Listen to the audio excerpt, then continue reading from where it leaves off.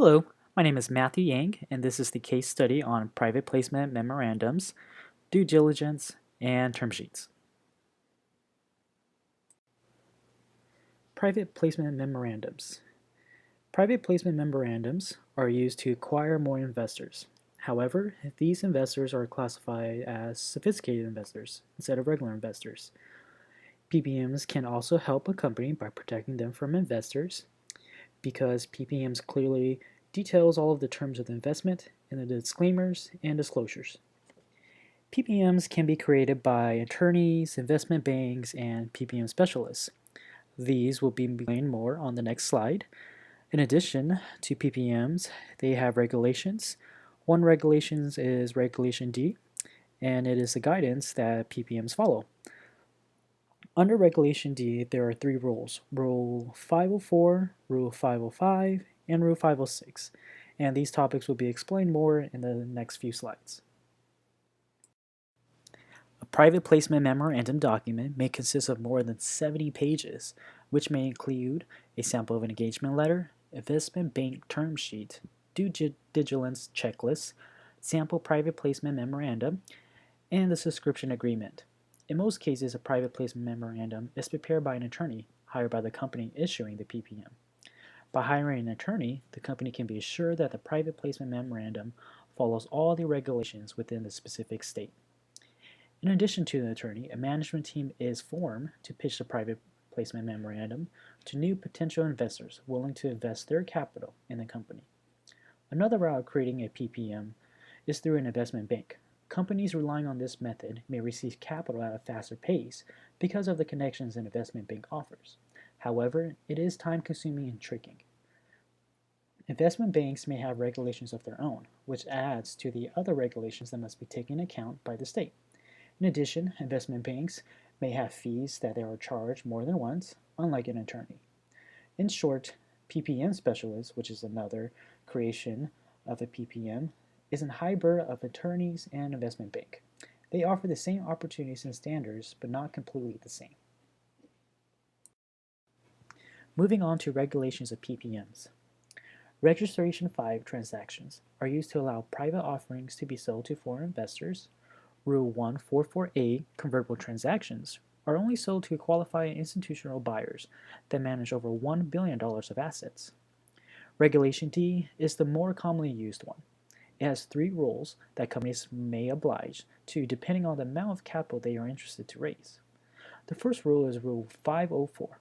Rule 504 permits a company to offers and sales that accrue more than $1 million during a 12-month period. Recommendations of a disclosure document as security is strongly suggested because of no formal disclosure of the document. In addition, Rule 504 is still under regulation of the anti-fraud provisions of the Exchange Act. The next rule of Regulation D is Rule 505, which allows the offers and sales of $5 million in a 12-month period. Many companies will rather use Regulation D under this rule because the requirements are more acceptable with state security laws. In addition, Rule 505 allows the sale to an unlimited amount of investors. The last rule is Rule 506, which explains a company can have no dollar limit and an unlimited number of accredited investors. Rule 506 is more attractive to companies that want to acquire a higher amount of capital. Due diligence can be explained with having three areas: an explanation of how funds would be used, the explanation of the business model or budget, and the legal review. It is the investigation and evaluation of a business opportunity. Due diligence can help understand the past, present, and the future of the business of a target company by taking it slow and reviewing every aspect. The process can help confirm that a business is what it is, identify any problems that may linger in the shadows, gain valuable information for creating a value for assets, and that the transaction will comply with all criteria. Due diligence leaves the question of how many information is needed, though. There is no answer because no one can determine what amount of information would be acceptable. It all depends on the extent of the situation or transaction that is being done between the parties. In addition, no one can learn all the ins and outs of a company because of the size and information available or not available.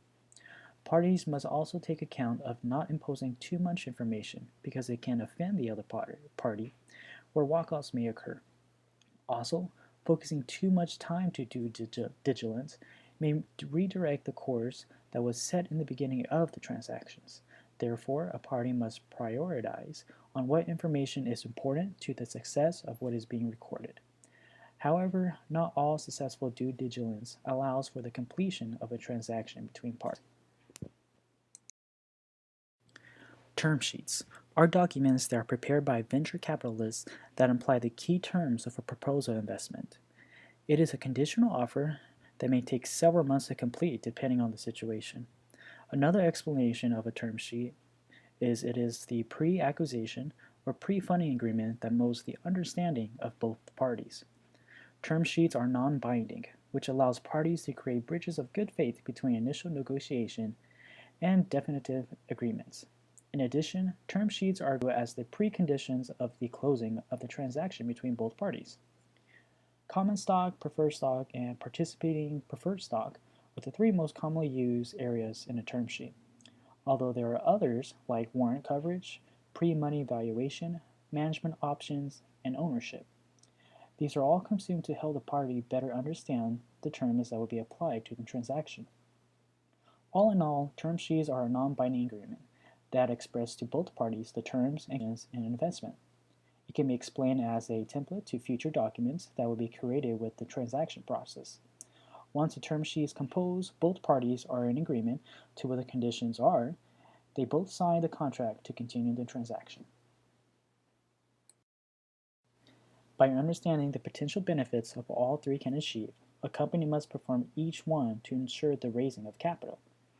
Each concept adds to the improvement of success and can only contribute to the potential action of investment from investors. Although time and expenses are a minor drawback, the future proceeds will outperform the drawbacks for the company. In addition, these performances can only advance the knowledge of a company and their needs and what can be improved or changed to make investors be more attractive to their company.